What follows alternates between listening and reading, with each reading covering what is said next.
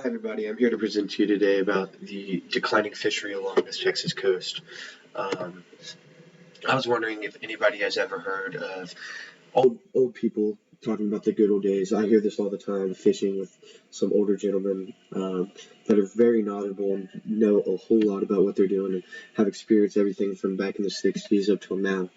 They're always talking about this good old days persona. And they talk about these giant fish that they catch, the amount of fish they catch, how it's just insane compared to now. And I really want the fishery to get back to it. And some of the problems that have led to the fishery declining are overfishing. More and more people are getting on the water. More and more people have resources such as boats and such other technologies that allow them to go out and do things to, I guess, destroy the fishery. There are people who go out there and catch too many fish, catch fish that aren't in the legal size limit, and keep them. There's a lot of people with boats that just don't really know what they're doing, and so they end up running over habitat of fish with their boat and their motor and just destroying it. A lot of the problems come from commercial overfishing, not necessarily commercial, but also just people in general competitively or game fishing overfishing. I have a quote here from gulfbase.org that says, "Decades of widespread habitat destruction are evident throughout the region due to the rapid growth in population and resource consumption." This is just saying that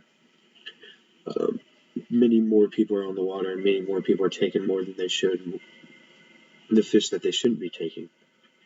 Another huge factor is the recent freeze we had destroyed the fish population, destroying multiple game fish, destroying a lot of bait fish, destroying a lot of habitat. One of the reasons, or one of the solutions that come from this is an organization called CCA Texas. CCA Texas is called Coastal Conservation Association, and it's the Texas chapter. There's chapters all along the Gulf Coast, all along the East Coast. They're mainly here to try and protect the fishery and restore what has been destroyed. I have a quote from their website that is basically their statement on how they got started. CCA Texas began in 1977 after drastic overfishing in the commercial side along the Texas coast that destroyed the redfish and speckled trout population. They're basically talking about how commercial fishing basically got them into the game of conservation. Redfish and speckled trout are two of the most sought-after game fish along the Texas coast and along the Gulf Coast, really. And they wanted to come back and protect it.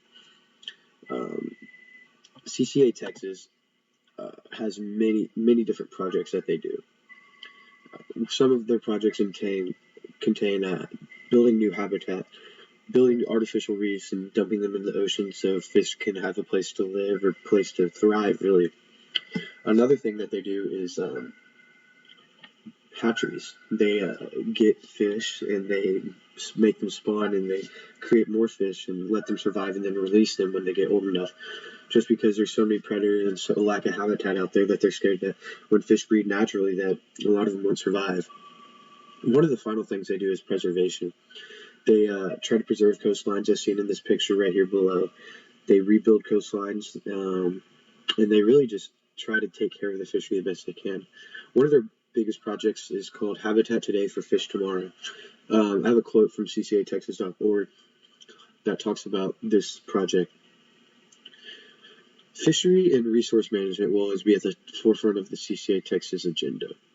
This is just one of the main aspects of this project. They're always trying to protect the fishery and manage the fishery the best they can.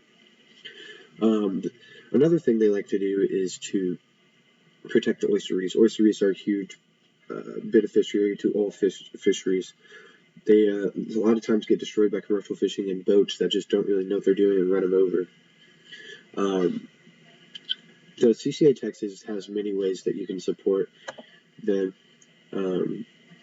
They have multiple events to attend. They have different areas along the Texas coast have banquets at different times.